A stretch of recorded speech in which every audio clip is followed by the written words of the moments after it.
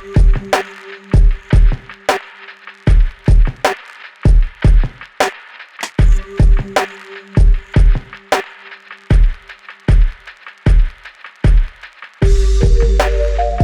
it going, guys? I'm Connor from Running Warehouse. I'm here with Danny Orr, the General Manager of Performance Running at New Balance.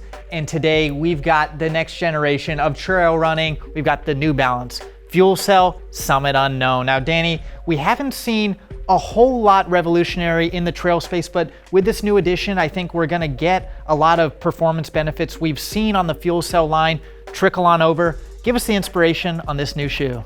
Yeah, thanks, Connor. It's kind of fuel cell high energy return meets daily training in a trail environment. You know, I feel like we've heard it a lot from our consumers. When is fuel cell coming to the trail? When can we feel the benefits of those materials, the benefits of energy return in a trail environment? And this is where that shoe is. You know, I think it does a great job of spanning the notion of everyday trail running shoe. And if you really wanted to, you get out and race in it and feel that speed and that energy return in it as well. Well, I've obviously been waiting for a shoe like this because we've seen so much excitement on the roadside. I knew it was only a matter of time before we saw it trickle on over to the trail space. The first thing we got to talk about is, of course, the FuelCell midsole. It's what creates that responsive, springy, and just fun experience on foot. What do we have here with the compound in this trail version, and how might it be different than some of the other compounds we've seen on the roadside? Yeah, it's still our maximum energy return compound. So the maximum or the minimum score in terms of energy return sits above the fuel cell threshold, which is awesome.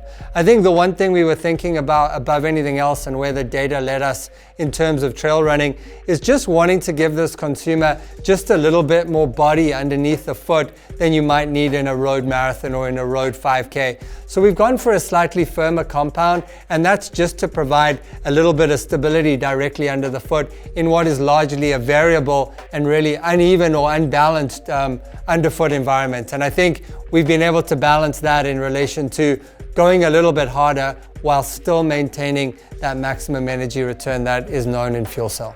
And when we look at the stack height, the shoe isn't necessarily going to be a max cushion shoe. It is going to be fairly nimble, fairly low to the ground. Where do you see this shoe really performing well, and why did you choose this stack height?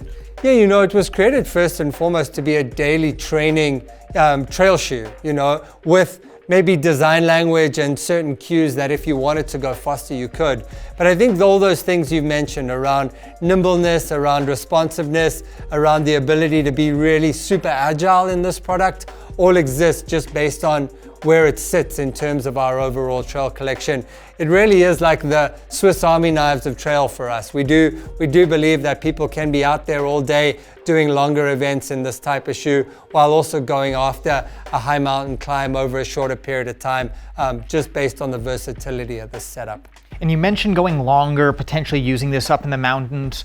It is going to be fairly close to the ground, so does it have any additional features to help with rock protection? Yeah, like if you turn it over, right, it's got a hydrohesion compound from an outsole perspective, which is basically just talking about maximum traction in both wet and dry environments. The other thing that it does do is it does have a TPU rock plate in the forefoot. What that gives is it gives just a little bit of stiffness to that forefoot, but also maximizes the rock protection in that area where the athlete can get quite a lot of bruising if they have an unfortunate situation. And when we talk a little bit more about the outsole, obviously we've got a fairly aggressive design. Where do you see this shoe really performing well? What kind of surfaces do you think it's going to excel on?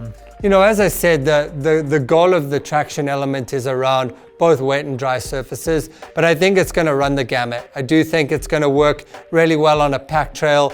To your point in terms of the toothiness, I think it's going to work really well in a soft ground environment, and certainly our testing is suggesting that it's going to work extremely well on a soft ground environment. And then I do think, you know, just based on that hydrohesion rubber, jumping from rocks and some of the other areas that you might encounter out on the trail, I feel like it's going to work there too. But I think everyday packed trail and soft ground is really where it's going to come into its own.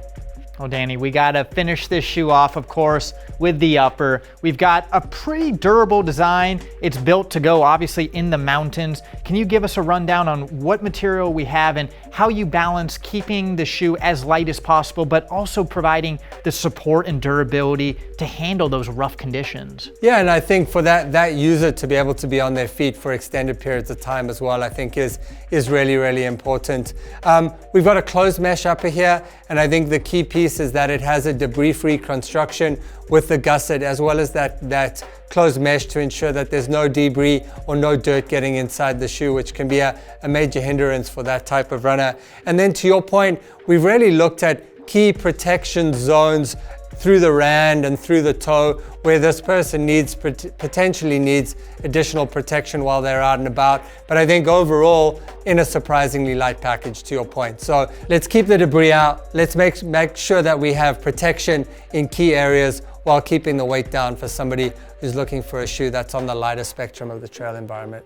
Well, Danny, I think this shoe is going to perfectly fit in the lineup for someone who's just looking for a shoe that's a little bit lighter, a little bit faster, a little bit more responsive, really a shoe that can pick up the pace for a wide variety of trail running needs. I think the Summit Unknown is going to be a fantastic option. If you're looking to add this shoe to your trail lineup, it's available now. You can find it here at Running Warehouse.